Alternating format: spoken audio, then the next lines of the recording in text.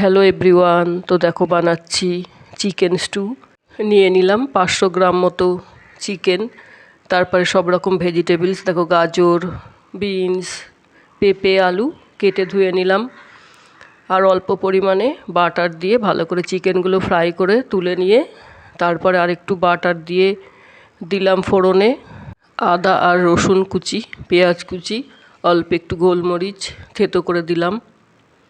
এরপরে সব রকম সবজিগুলো দিয়ে ভালো করে ফ্রাই করে নিচ্ছি। পেঁয়াজ আর আদা রসুনগুলো দেওয়া আমি আর ভিডিওতে দেখালাম না। অনেক রকমভাবেই চিকেন স্টু বানানো যায়, তো আমি যেরমভাবে বানাই সেটাই দেখাচ্ছি। তারপরে ভেজিটেবলসগুলো ভালো করে ফ্রাই করে চিকেনের পিসগুলো দিয়ে দিলাম গরম জল দিয়ে অল্প একটু ফুটিয়ে নিলে রেডি হয়ে যাবে আমার চিকেন স্টু।